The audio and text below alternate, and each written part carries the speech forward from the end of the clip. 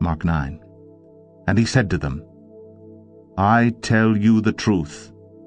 Some who are standing here will not taste death before they see the kingdom of God come with power. After 6 days, Jesus took Peter, James, and John with him and led them up a high mountain where they were all alone. There he was, transfigured before them. His clothes became dazzling white, whiter than anyone in the world could bleach them. And there appeared before them Elijah and Moses, who were talking with Jesus. Peter said to Jesus, Rabbi, it is good for us to be here. Let us put up 3 shelters, one for you, one for Moses, and one for Elijah. He did not know what to say. They were so frightened. Then a cloud appeared and enveloped them, and a voice came from the cloud. This is my Son, whom I love. Listen to him. Suddenly, when they looked around, they no longer saw anyone with them except Jesus. As they were coming down the mountain, Jesus gave them orders not to tell anyone what they had seen until the Son of Man had risen from the dead. They kept the matter to themselves, discussing what rising from the dead meant. And they asked him, Why do the teachers of the law say that Elijah must come first? Jesus replied, To be sure, Elijah does come first and restores all things. Why then is it written that the Son of Man must suffer much and be rejected? But I tell you, Elijah has come, and they have done to him everything they wished, just as it is written about him. When they came to the other disciples, they saw a large crowd around them, and the teachers of the law arguing with them. As soon as all the people saw Jesus, they were overwhelmed with wonder and ran to greet him. What are you arguing with them about? He asked. A man in the crowd answered, Teacher, I brought you my son who is possessed by a spirit that has robbed him of speech. Whenever it seizes him, it throws him to the ground. He foams at the mouth, gnashes his teeth, and becomes rigid. I asked your disciples to drive out the spirit, but they could not. O unbelieving generation, he replied, how long shall I stay with you? How long shall I put up with you? Bring the boy to me. So they brought him. When the spirit saw Jesus, it immediately threw the boy into a convulsion. He fell to the ground and rolled around, foaming at the mouth. Jesus asked the boy's father, How long has he been like this? From childhood, he answered. It has often thrown him into fire or water to kill him. But if you can do anything, take pity on us and help us.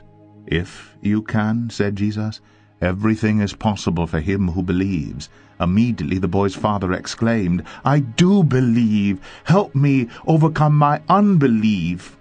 When Jesus saw that a crowd was running to the scene, he rebuked the evil spirit. You deaf and mute spirit, he said, I command you, come out of him and never enter him again. The spirit shrieked, convulsed him violently, and came out.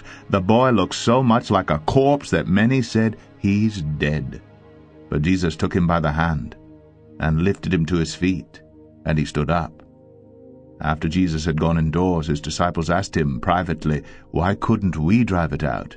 He replied, This kind can come out only by prayer. They left that place and passed through Galilee.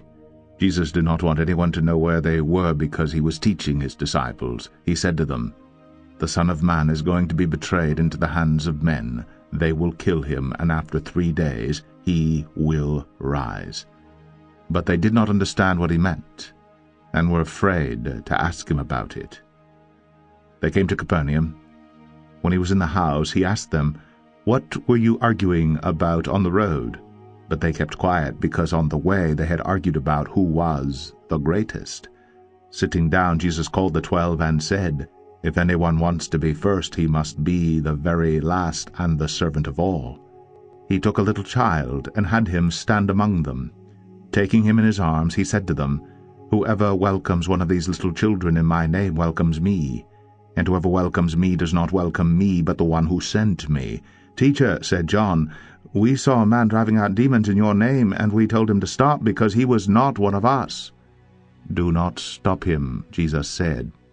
No one who does a miracle in my name can in the next moment say anything bad about me, for whoever is not against us is for us. I tell you the truth, anyone who gives you a cup of water in my name because you belong to Christ will certainly not lose his reward. And if anyone causes one of these little ones who believes in me to sin, it would be better for him to be thrown into the sea with a large millstone tied around his neck.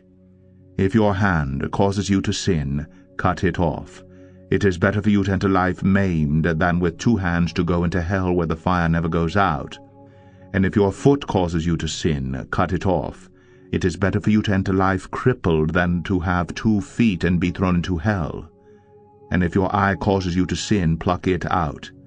It is better for you to enter the kingdom of God with 1 eye than to have 2 eyes and be thrown into hell, where the worm does not die and the fire is not quenched. Everyone will be salted with fire. Salt is good, but if it loses its saltiness, how can you make it salty again? Have salt in yourselves, and be at peace with each other.